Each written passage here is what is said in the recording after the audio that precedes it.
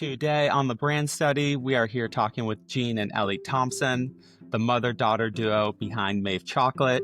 Jean is the longtime CEO of the company, and Ellie is Maeve's current brand manager. And together, they're leading the company into the next chapter. Maeve is formerly known as Seattle Chocolate, and it's been a staple in the Pacific Northwest for decades. It's a brand with deep roots, known for its playful flavors and strong values surrounding sustainability and social impact. Jean took over Seattle Chocolate in the early 2000s, and under her leadership, the company grew to approximately $20 million in annual revenue, while also maintaining carbon neutrality. But recently, Jean and Ellie made a bold move, rebranding the namesake 34-year-old brand and changing the name to Maeve Chocolate. It's not just a new name, it's a new identity designed to speak to a wider audience and reflect to the company's mission to make ethically sourced chocolate that's playful, delicious, and memorable. In today's episode, we unpack how a legacy brand transformed its identity, the strategic thinking behind the rebrand, and what it takes to scale a values-driven brand without compromises. Jean and Ellie, thank you for being here and welcome to the brand study. Thank you, Conrad. Thank you. Good to be here. Yeah, so I'm really excited for this episode, and there's so much going on in your court. But before we really dive in, I would love to hear a little bit about what Maeve Chocolate is and the products that you all sell. So Maeve Chocolate is our reimagination of our 35-year-old chocolate brand. So the whole thesis behind Maeve is that fun and depth don't have to be mutually exclusive. You can have a clean ingredient label and a company that aligns with your values, that gives back to their communities, and you can have fun packaging and really a delicious product. So we hope with Maeve to kind of expand past the Pacific Northwest a bit more to reach across the country so that we can have a bigger impact and ultimately help save cocoa and help cocoa farmers everywhere. And for someone who's never tried Maeve Chocolate, how would you describe the experience? I like to think that when you're walking down the grocery aisle, you get to the chocolate aisle and it's so busy. I mean, if you haven't been to one in a while, I recommend it. There's so many brands all the way up to the top. So I think with our packaging, the hope was that it would catch their eye. It's pretty zany, wacky, maximalist, super colorful, and very different from a lot of the other packages you would see on shelves there. So the hope is that packaging would catch their eye, they'd see the flavor name, and we have a really fun flavor strategy where we have pop rocks and confetti sprinkles and all of these kind of fun nostalgic flavors that without the crappy ingredient label. So take it off the shelf, turn it around, maybe see that their values align with ours, with our certifications up top, see that the ingredients are clean, take it home, and then eat it. We make truffle bars and bonbons. So that means our bars are actually made in 3 separate layers. And in the center layer, we add a drop of coconut oil. So it has a lower melting point than a solid bar. You really get that flavor explosion. It's super delicious. So we think once they try it, then they're really like, okay, wow, not only is this brand aligning, hitting all of the things that I'm looking for in a product, but it's also delicious. I was just going to add that the 34-year-old history, how Seattle Chocolate got its start was as a chocolate gift. And so it's something that we've sort of held true, even when we're talking about a truffle bar, that the wrap is sometimes it says happy birthday, or sometimes it just depicts something that will remind you of somebody, but it's kind of a built-in gift. So you see that and the attention to the art and design that we put into our product. It's always been delicious on the inside, but it's equally beautiful on the outside because it has that sort of gift heritage. Absolutely. And you're making me hungry just talking about all of these delicious chocolate gifts. So I'm familiar with Seattle Chocolate, and I've spent a lot of time in the Pacific Northwest. And when I first heard about Maeve, which was at Expo West, and I heard the story that it was previously Seattle Chocolate, I was kind of mind blown. I was like, wow, Seattle Chocolate is doing this big of a rebrand. I was super inspired. I love the direction that you're going, but you don't see brands making this big of a change that often. So first of all, congratulations on the rebrand. It looks beautiful. And I'd love to hear maybe a little bit about the strategy and a little bit about the inside process. Yeah, so it is a really bold move.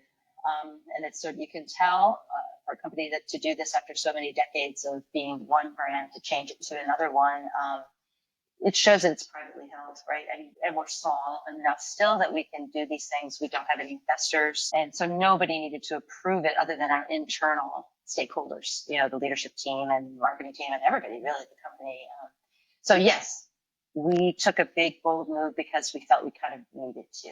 The name was sort of holding us back for expansion. And as we were improving what we were doing, trying to do better by the world, by cocoa farmers, everybody, we wanted the reach to be greater. So that's why we did it. Well, the name specifically, I guess that could be a good segue. So we worked with a few different branding agencies trying to bring this vision to life. We knew we wanted to create something that represented all of the fun that we have.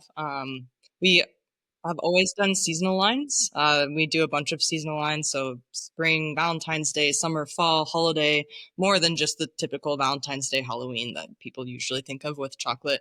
And that was where we were having the most fun because we were able to work with independent artists to create bespoke, one-of-a-kind pieces of artwork for all of our seasonal packages. And we were leaning so heavily into that. We were finding that we were kind of bummed out when it came to promoting our products that we sold every day. And that's really the majority of what our business was, making money from. So that was kind of what sparked it for me, at least, I'll say, was feeling like just wishing that I loved our everyday products as much as I loved our seasonal products. And then for Maeve, when we went to some of these branding agencies, we kind of explained this issue to them and how we felt like Seattle Chocolate wasn't doing a very good job of telling our story on the shelf. If you looked at our old product, it just had the Seattle Chocolate. We joke it looked like a coffin. It was like this oblong, very serious, very corporate looking logo, and then just a flavor name, not even a flavor description, and then just like a very like almost elegant like wallpaper kind of vibe. So people had no idea we were woman owned. They had no idea we were carbon neutral, that we gave back, or just the majority of what makes our product extra special. So kind of presented those issues to these agencies, and they helped us figure out like the name, for example. We wanted it to be obviously a woman's name, not something that was Jean's Chocolate or something too specific that didn't have the ability to kind of be made into whatever we wanted it to be. We wanted an empty vessel name. And so for brainstorming, like what should the name be? How do you even begin to like rename or find a name that captures all of the different elements of who we are as a company? And ultimately, Jean told them a story of how across the history of her working at Seattle Chocolate, she's always felt like there was this kind of presence leaning over her shoulder, guiding her in the right directions. Like she had this chocolate goddess who would help her and her have lucky moments, serendipitous moments. And so they came back to us with the name of a bunch of goddesses from across the world.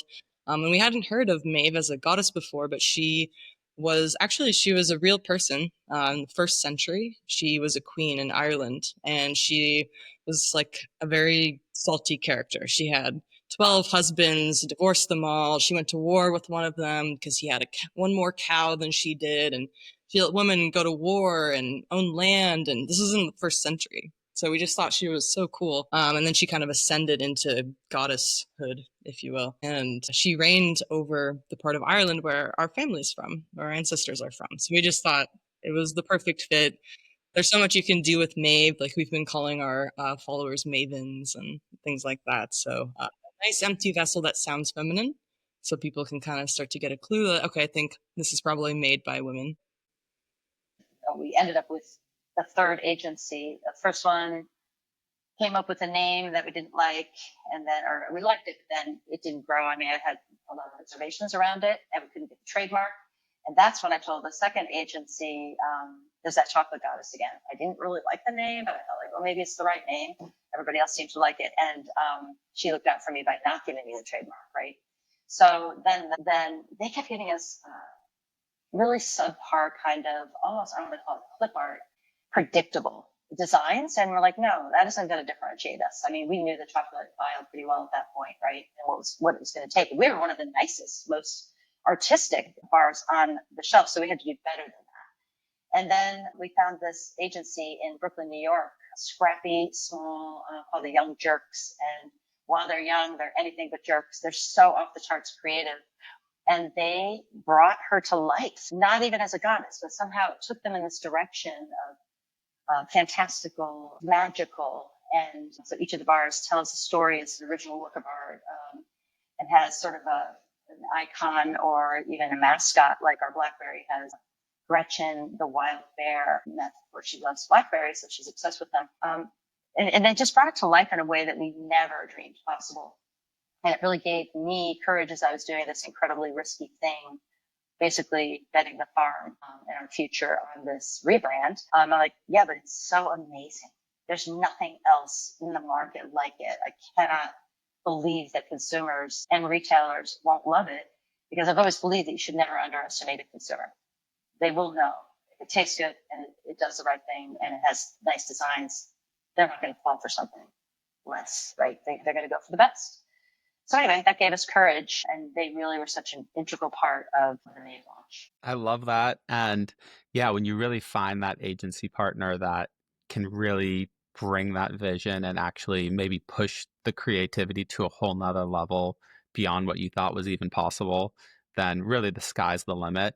Yeah, so I was doing research and looking through the product line. It was all new, but I noticed characters in each flavor had an associated character and a whole storyline around that character. You almost created this universe of characters aligned to the flavors. I would love to hear a little bit about the strategy and how that flavor and naming convention came to life. Yeah, I wouldn't say it was really like intentional from the beginning, right? It was one of those things where you find the person at their agency who just has that um, amazing creativity and brought it. But then even as we were never like, we need a story behind each of the characters, right? But then as he was presenting it to us, he was like, made up a little story like Cheryl, the forest nymph, who's the mint design. Sometimes you don't want to wake up and play with and dance with the fireflies. He just brought this cheeky edge that really appealed to my sense of humor and Ellie's too, and really everybody's. And I love that when we asked them to give a quote for our press release, they said, we just kept pushing the envelope of zany and zany and then never pushed back.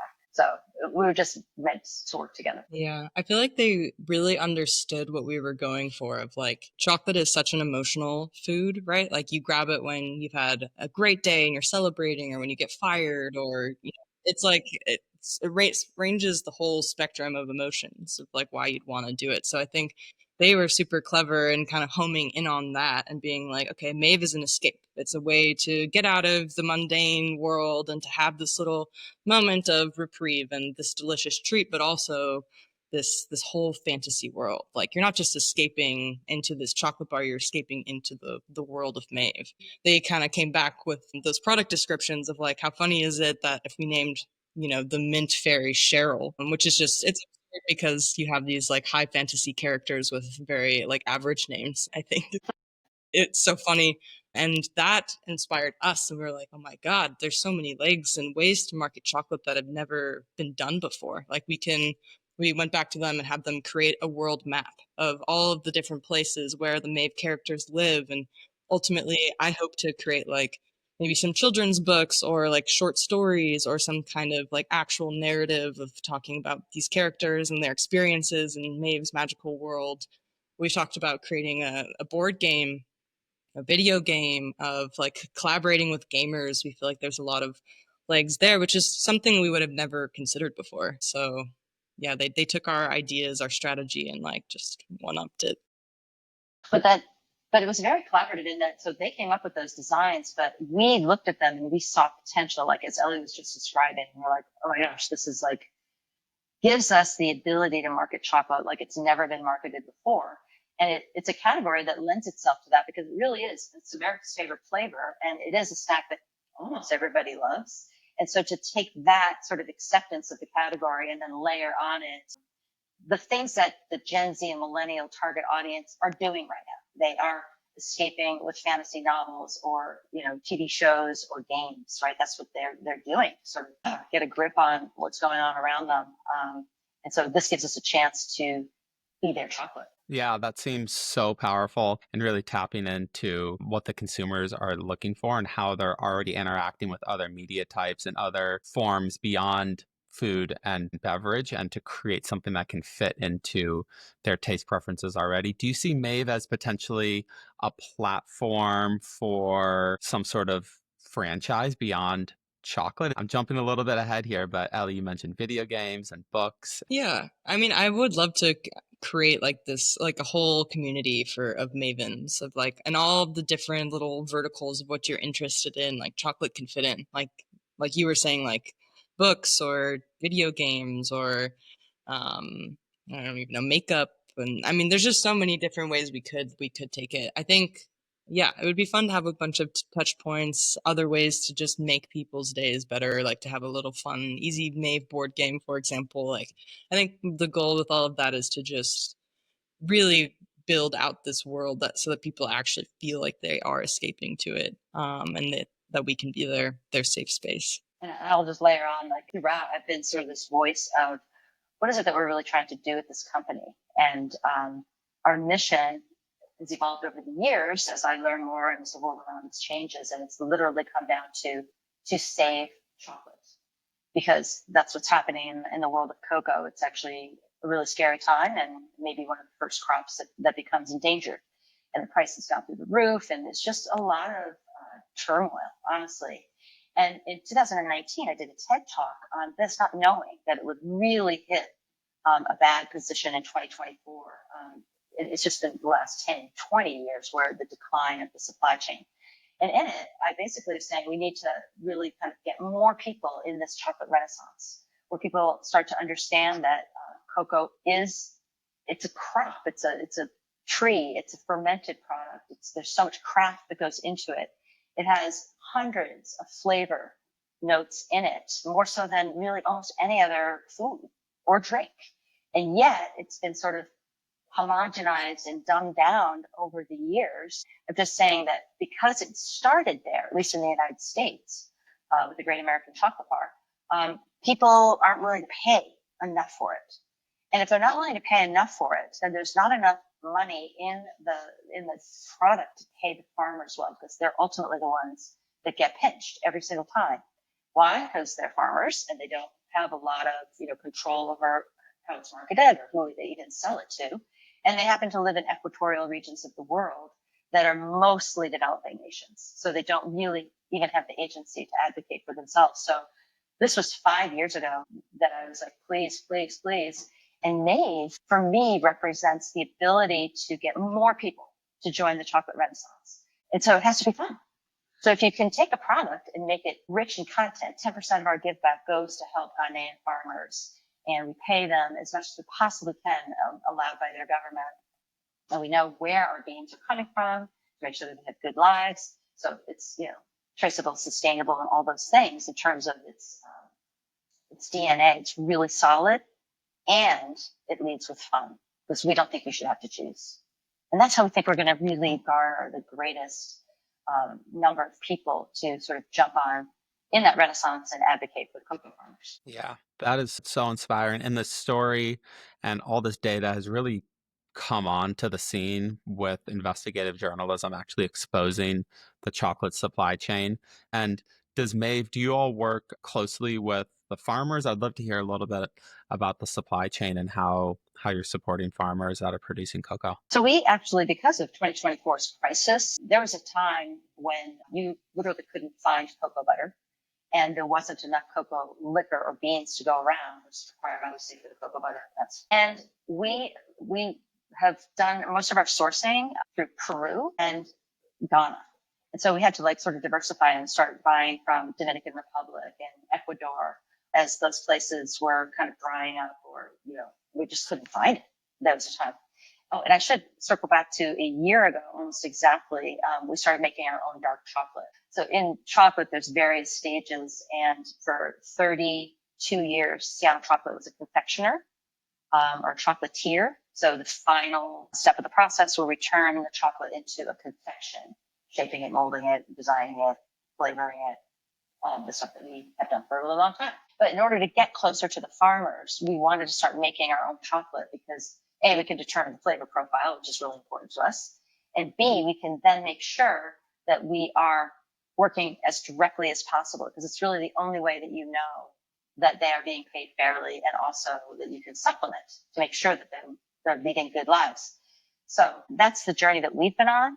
And for now, both the bonbon and chocolate bar dark chocolate flavors in the Maeve line are made in Tukwila, Washington by us, and are really directly and sustainably sourced. And the milk chocolate that we source and the white chocolate we source through a Belgian company is Rainforest Alliance certified to make sure that someone's on the ground checking and monitoring that they're doing good environmental practices and farming practices, they're educated on that, and that there's no child labor, and then of course paying them better. So two different approaches to accomplishing as healthy of an existence for the farmers as we can ensure. Yeah, that sounds really amazing, really inspiring to hear that responsibility and social impact really is at the forefront of everything you do. How have you been able to gauge customers' reaction both to the mission and to the rebrand? Well, I'll start because to me, customers, for us, customers are the retailers, right? So most of our business goes through wholesale, like 75% of it. And so those retail decision makers and the buyers are really the gatekeepers. And, we've been really strong in the Pacific Northwest and less strong in other regions, which was really the driving force behind the name change.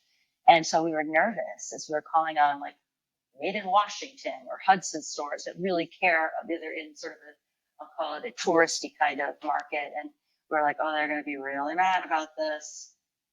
So I probably did 40 different sales calls starting summer of last year to let them know what's going on and to tell them how the transition would go. Because, you got to be good communicators. And 100% of the sales calls were positive.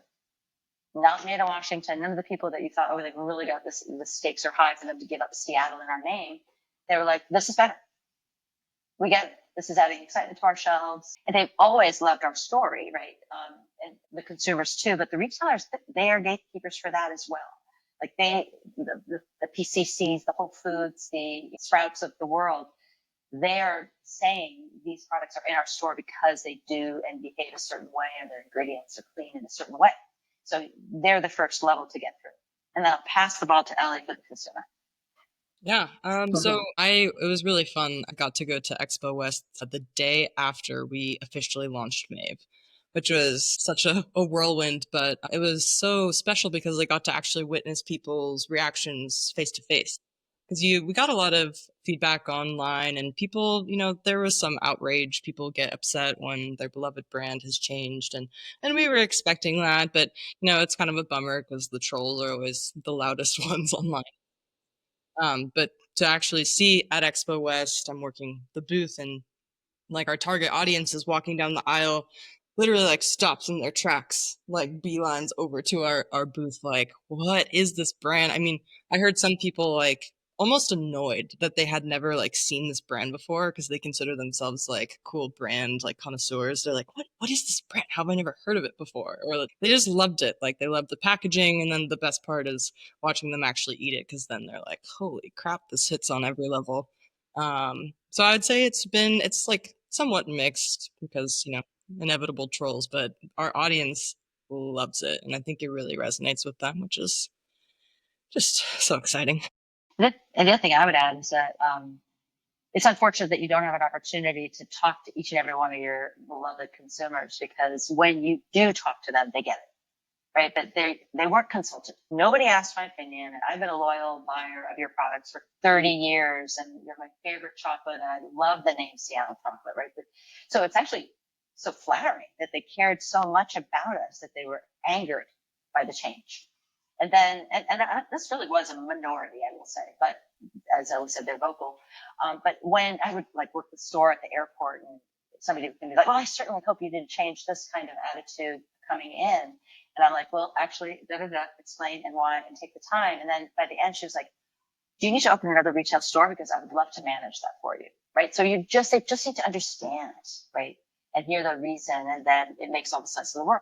Absolutely. I think it really comes down to people really caring and having that deep connection. And like you all said, when people have that deep connection and there's a big change, it can come with unexpected emotions, but at the same time, it's really a testament that you all have created such a deep connection with both your retail customers and the end consumer. And I think you're just going to continue deepening those relationships with this new path forward. And we've talked a lot about the name and the branding, the packaging, but it's actually the physical chocolate, the thing that's inside the packaging that I think is so exceptional and really is what separates you all apart. You have so many amazing flavors I still have even seen brands come close to. I'd love to hear about your R&D process, how you come up with flavors, and how you actually launch a new product onto the market. Yeah, it's a very collaborative process internally. So it's everybody's favorite meeting is when we do the R&D, right? So it kind of now starts almost as, what do we need? We need a product for, we'll take summer, for example, right? Our first seasonal line, aside from the 19 everyday bars and 18 everyday bonbon flavors and umpteen, gift boxes and boxes that those come in, we also still are doing our 4 seasons. We're sort of the leader in seasons. So not just Valentine's, Easter, Halloween, Christmas, but also spring, summer, and fall. We have a lot of seasons. So the first one was summer. And we're like, okay, what should we do for summer? We've done ice cream in the past. Blah, blah, blah. And collaborating with the agency again, we came up with the idea of, how about fair food?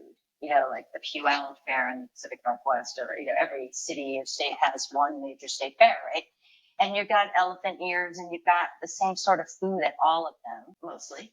And so that inspired the line. So with that in mind, we're like, okay, what flavors would be good, right? And we came up with maybe 6 to 10 different flavors. And then we have a food scientist and another person with an amazing palate that go off to the R&D lab, and we try to do 1 milk, 1 dark, and 1 white center, so there's diverse something for everyone. So within those constraints, and also the ability to get the ingredients that are non-GMO, kosher certified, clean, everything that we demand from our ingredients makes the R&D and the sourcing of ingredients extremely difficult. So we work within all those confines, and then they come back with, this one in milk, this one in dark, this one, all these different things. And then everyone that's in the office that day from all the different departments shows up in a room and tastes them. And we do sort of blind tasting, right? Where it's like, oh, that one's bleeding too much with rosemary or whatever it might be. And someone else is like, it didn't get enough of that flavor, because we're all individual palates. And the beautiful thing about being the owner of the company is I almost always get my way, but I'm heavily influenced by Ellie and other people on the team with good palates. Anyway, so then we were like, fix this, try that. And it's iterative usually a few times. And then, because I want to make sure everybody, as many people as possible like it. And then it's done. We start designing to it.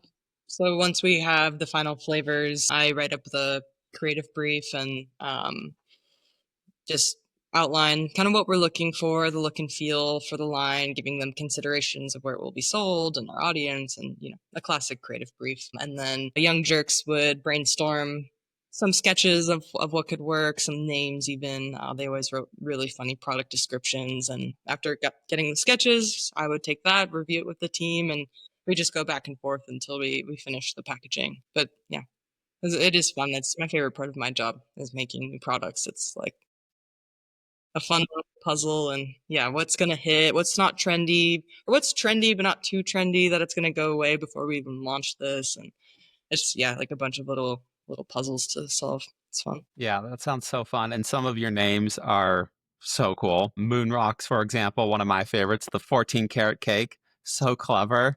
That's so clever. And so the flavors, even under Seattle Chocolate, were really pushing the envelope as well. And then you all have rolled that philosophy into Maeve as well. We thought, there's 10 different bars on the shelf that have salted almond, which is delicious. And we're actually considering bringing back a salted almond. But we were like, what? There are no other bars on the market that have a blackberry flavor. Like, we have so many unique flavors that are one of a kind. We thought that was really strategic. If you're choosing between 10 bars of the same flavor, you might not pick us, but if we're the only one that has this flavor, you're probably going to try us just to see, because you're curious, right? And then for the naming strategy too, we wanted it to be kind of fantasy, makes you wonder, like, what is a moon rock? And you kind of have to study the packaging, and you read the description, and it says, like, Houston, we have a problem. We spilled Pop Rocks into chocolate. Actually, Houston, it's delicious. It's like, oh, it's Pop Rocks and chocolate, and you're kind of thinking about it. Maybe it makes you laugh, and there's just so much interaction to have with the actual flavors themselves that I think it lends itself to trial with new consumers. And there's something about humor, right? Making people laugh and smile is sort of humanity at its base. I mean, everybody likes to laugh or smile. Different things will make different people laugh or smile, but we're sticking our neck out and with things that we think are funny. I love that. Yeah. I mean, you all lean into human psychology in the best way possible. I mean, curiosity, I think, is such a powerful lever. Curiosity, humor, and really creating those connections with having people try for the first time, because that's oftentimes the hardest, is just getting a new customer to try it for the first time and actually changing their behavior. And then you try it once, you're like, wow, this is incredible. I'm going to keep going back to Maeve Chocolate. This is my go-to. And from what I've seen, you all pull so many levers to allow customers to explore and adventure into new flavors and new branding and to try something new, which is so cool. And 19 flavors, there's no shortage of. Try the next one. Maybe suggest this one. There's something for everyone. Yeah. And part of that is that we just really love our flavors. So it's very difficult for us to cull the herd. We're like, no, we love that one. We can't get rid of that one. So we're to just keep getting bigger. We ended up keeping most of our flavors from the Seattle chocolate line as our lineup. And we only added 4 new flavors. And most of them were pulled from old seasonal bars that were super popular, like 14 Carrot Cake is a good example. It was an old spring bar, but people just loved it so much and thought that's the perfect bar to bring in every day. Yeah, that's so fascinating. And Jean, you mentioned retail is the main channel for Maeve Chocolate. Is that still the main focus, or with the rebrand, is there also a direct to consumer or Amazon strategy emerging as well? We have a real multi-channel strategy, and it served us well. Like during COVID, that 2020 horrible year, we had an e-com, and it was not a super big part of our business, but it grew the fastest. And it certainly didn't make up for the losses in, we sell to Alaska Airlines, Hudson News, a lot of airport. Obviously, those are completely decimated. It didn't make up for it, but it did in terms of our internal spirit, right? We were like, we're doing great. It's growing here. And so that's something. But overall, it's still much more efficient. And, we're set up and have been successful into the retail channel through distributors or directly to a retailer for a really long time. So while we read like a startup, we have all that experience and the people on our staff that are really, really good at what they do.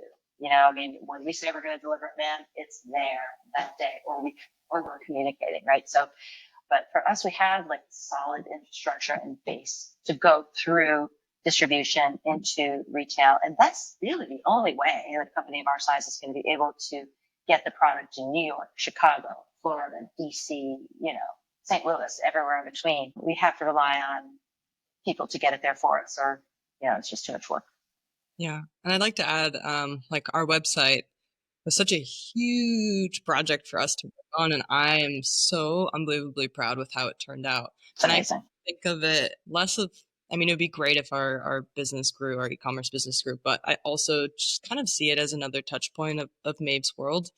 Like, because the graphics were so fun, we were able to create this really immersive website so people can kind of get a feel for who we are. We have all of our impacts, like really in-depth storytelling, all the receipts for our carbon neutrality and for our give back and things like that. So I see it almost as like a resource for our fans, if you will. I hope it'll grow, but for now, I think it serves a really big purpose just in terms of education. And we do also sell on Amazon, although the switch of the brand came with a host of problems because, they're very, regimented about the way that they do things for a reason. That's why it runs so smoothly, right? No criticism. But it is not easy to make that change. So we're still not quite up to date there, but we've been working on it. So that's important to us as well because, hey, that's where a lot of us shop, right? So we want to make sure that that's an option. And, we're even going to try to, do a TikTok or an Instagram store so that it makes it more accessible. Because something like chocolate really is a spontaneous purchase. It's not something like tomorrow I'm going to go shopping for chocolate, right? It tends to, and retail is really great, especially grocery is great for that because you're going to go out there anyway for your milk, your veggies or whatever, and there it is. Like, I might need to have a chocolate bar today. So it's always puzzled me why people would order it online, right? Unless you're sending it as a gift or buying it in volume or you can't find Seattle chocolate in Kansas City, right? So we need that. I'm at Expo, so many of the booths that they're selling into retail, and that's a huge endeavor. But actually selling through and getting the product off the shelf is a whole nother puzzle. Are there any strategies that you all use to expand sell through on shelves? It starts with you absolutely have to partner with the retailer in promoting it. And each retailer has their own strategy. Some you can buy an ad that goes in a flyer or a circular, or you have apps now for the bigger retailers. And you need to show them that you want to be there and that you invest in the pull, right? And those, without those, you really can't, you won't make it there, right? It's just too competitive and too hard. There's other programs that you can do that we're trying right now. We, for the first time, have distribution in Sprouts, but how they bring in new products is through something they call an innovation center. And so they basically put it out there for 90 days for their shoppers to vote with their pocketbook, right? And say, yes, this is a good product, which is pretty cool. That they have the foragers out in the world, but they're not going to bring in their favorite things necessarily. They're going to bring in, or at least try their favorite things to make sure that the consumers resonates with them. So we're there right now. And so what we're doing is trying to get that word out, and even doing like you buy 2 bars, get a third for free via a rebate program to drive some traffic there. So if that works, those are programs that we can use, sort of geographically key retailers to, sort of expand our presence nationally. Yeah, we also do like geo-targeted advertisements. So like for Sprouts, we know we have to hit 5 turns per week to pass their test. So we have this We Stock rebate program that we're also running a bunch of different ads targeted around the locations of all of the Sprouts. And there's videos of us, pulling it off the shelf. We even did one video of me like green screen, like begging people, like, please guys, we need per week, like come help us out, like kind of getting them in on it, like they're a part of it and they're like helping and furthering Maeve's cause by buying a bar. Making it easier to find it. Yeah, and also trying to work with influencers. There's a bunch of influencers who like have specific stores, so like a Trader Joe's influencer, a Costco influencer, a Sprouts influencer, and their whole shtick is to like go in and be like, these are the new products that I found. This one was really good, and they give reviews. So we find those influencers to work with as well. That's so interesting. So using digital channels to create awareness and create inspiration to go and buy on shelves. That's one strategy in addition to actually marketing within store promotions and then in store channels. Are there any obscure or maybe non-obvious marketing strategies that have worked to your surprise? But we had actually, isn't obscure or it's old school in fact, but we had our very first billboard with the launch of Maeve because we knew we had a very important objective of being able to communicate to our Seattleites, our customers, that we are still here, but we are under a new name so they could find us, right? So we're like, what better way to get it out than just literally have a billboard like just north of the stadiums and the train station, where there's a lot of traffic and people will see it and be like, what? Right. So there's that. And then even wheat pasting, sort of New York style, if you will, like we just have these really fun, amazing graphics that are posted in unusual places that usually say post no bills. Anyway, where we're just letting people know, wow. So trying to get the awareness of what we just did out there as much as possible.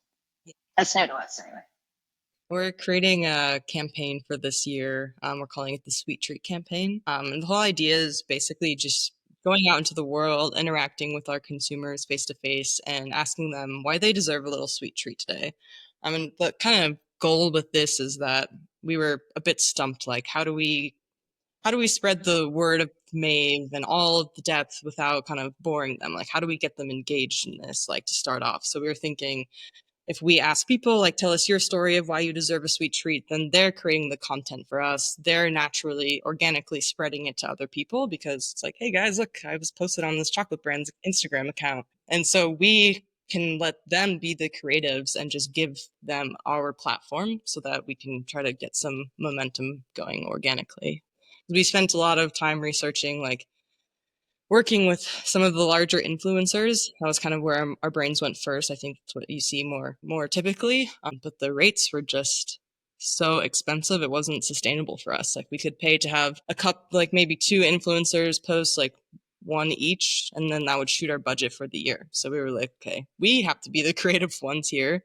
We're small but mighty, but our audience is super creative, and they're super funny, and there's ways to get content through them. We don't have to do everything on our own. And what I like about that is you had said it earlier, like we're kind of tapping into the emotion and humanity and humor of people, how they naturally are.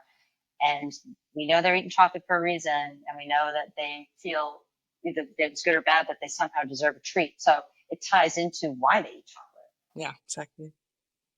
Yeah, I think that is a really, really interesting strategy, tapping into people who are interested in the product or maybe haven't had it, but you're able to like really connect with them on a one-on-one basis and then leverage that experience to then expand on these micro audiences. I think the age of big celebrities or big influencers are kind of fading. There's some data and research showing that there's less trust with these bigger influencers, and people ultimately buy from people they know. They want to buy and get recommendations from their friends and their family and their colleagues, and that's how products are now spreading. So it's almost like this viral digital word of mouth campaign. Super interesting. I'm excited to see how that goes. We might have to interview you and have you tell us why you deserve a sweet treat.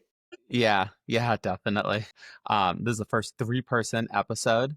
And with that mother-daughter duo, I'd love to hear a little bit about how you all work together and how that mother-daughter duo is bringing Maeve to the next chapter. It's been amazing. I feel so the kind of idea of Maeve was what I talked about a while back, of feeling like I love marketing our seasonal lines, but I'm tired of our everyday products. It don't resonate with me anymore.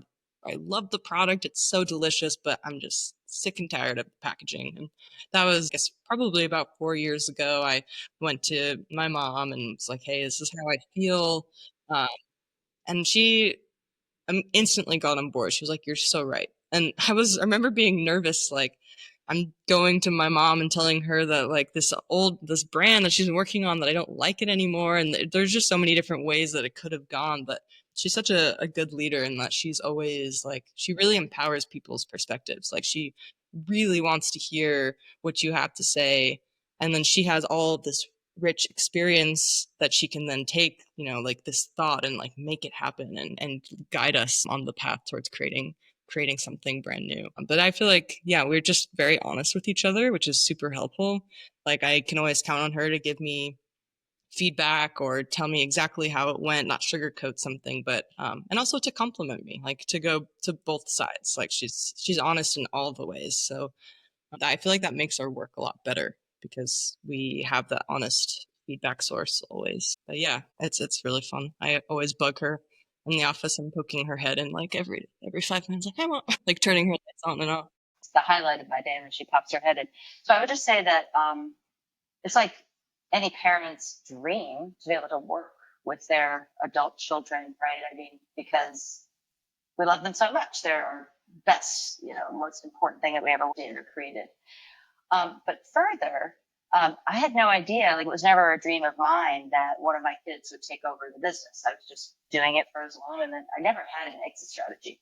It's like, I'm just going to enjoy it while I'm doing it right now. And then when Ellie, her senior year of college, said, hey, could I ever, maybe someday do what you do and take over Sam Chocolate? I was shocked, right? And delighted, but also a little skeptical. I'm like, listen, you're 21 years old at this point. The world, you don't know what the future holds for you. And I repeatedly kept saying, you don't have to do this, right? Because I didn't want to be that person on the TV show that makes their person run the dry cleaner business that they've done for centuries. And all they really want to do is be a singer, or whatever that anecdote is. But, to the point where she was finally like, do you not want me to do this? I'm like, okay, I'll stop saying that, because you know that you have free choice in life. But I mean, to know that it made us just Jean's thing, Jean's passion. It made us a legacy business.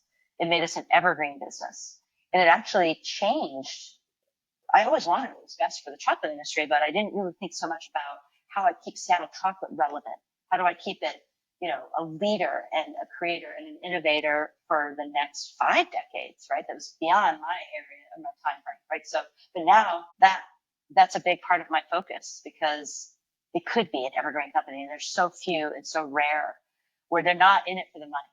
They're in it for doing the right thing, looking out for the planet because we need a planet, or we're not going to have cocoa, or we're not even going to have ourselves, right? And looking out for the people that work there because without them, we're nothing. And yes, you have to have healthy profit. Otherwise, you're not going to be able to compensate people well and invest in the company and promote it properly and get more eyes on it. But the continuous improvement with regard to the product too, right? Like we need to make our own chocolate now because we need to control our supply chain and the quality of our product. So you can see how not only is it fun for me, but wow, what a huge strategic shift to the future working with Ellie has created for the whole company. I love it. That is so inspiring to hear that Maeve is, eventually going to be in good hands, and it's going to really be a brand that is going to not just have sustainable profits, but also be a driver for social impact for many, many, many decades to come. And this actually kind of segues perfectly into my next question. Let's imagine 10 or 20 years down the road. What do you hope people feel when they try a Maeve product? Well, I hope it's similar to what our goal is today, that it's like this moment of reprieve, of solace, of escapism, of wow, this is so yummy. This just made my day a bit brighter. But I hope it also comes hand in hand with people having a healthier respect for cocoa, understanding that this is a endangered crop, that when they buy Maeve, they're voting with their dollar to help save cocoa and to be advocates for cocoa. That's like where I hope to take the brand eventually. So in 10 years, ideally, it's kind of that two-pronged, delicious and deep. And I am now an evangelist for the brand, and I am now like the advocate too for cocoa farmers. Yeah, I don't know how I can top that other than to say we always want it to be a sort of authentic embodiment of who we are. And we are at our core, we're kind of silly. Yeah, we're laughing around. So we should lead with humor because we have a lot of fun. I mean, it's chocolate, right? And while we take the insides and the sourcing and everything very seriously, there's a lot of goofy laughter. I guess I'm probably the biggest goof at the company. So we want the product to reflect that and have the people who like it, they like us, they love us, they feel at home with us, they know that we're advocating things they care about. And the people that don't like us, at least respect us. That's so inspiring to hear about the long-term vision. And you all are going to have very different perspectives on this. And Jean, I'll start with you. But if you could give yourself one piece of advice when you were first getting involved with what was then Seattle Chocolate, what would that advice be to your today's self? It comes down to sort of self-doubt, at the early days. I know I've said it out loud many times to people, anyone that would listen, like, I'm the worst thing that ever happened with this company. How this company is going to survive my learning curve. I just had no business degree. I had no background in running it. I'd never even been in a manufacturing facility until I stepped foot in the Seattle Chocolate one. I just didn't come with any experience other than I worked at Microsoft in communications. So the product design, that is what my background was. It's still the thing that I feel the most competent in. But my learning curve was huge and steep, and I kept doubting myself, because why wouldn't you? But I think my advice to myself would be, if you give yourself a long enough runway, give yourself enough time, be patient with the progress, with yourself, with mistakes or whatever, you'll probably find success. I remember, well, when I first started, was the boss's daughter.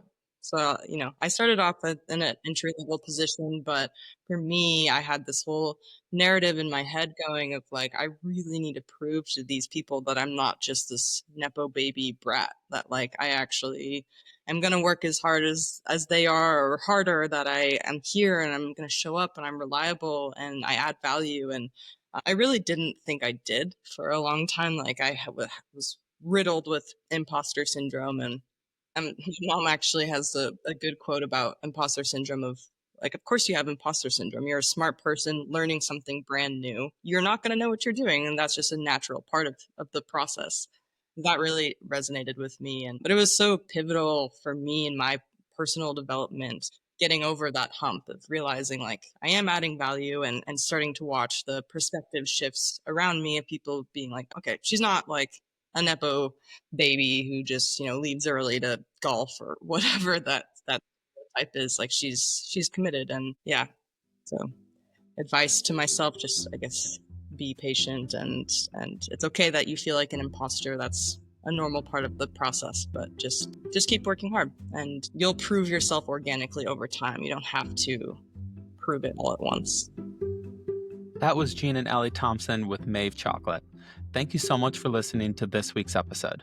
Make sure to click that follow button on your podcast app so you never miss a new episode. If you're looking for more practical takeaways to grow your brand, subscribe to the Brand Study newsletter. It's packed with exclusive content, deep brand analysis, and real-world insights you can actually use. Sign up today at thebrandstudy.co. I'm Conrad, and I'll see you next time.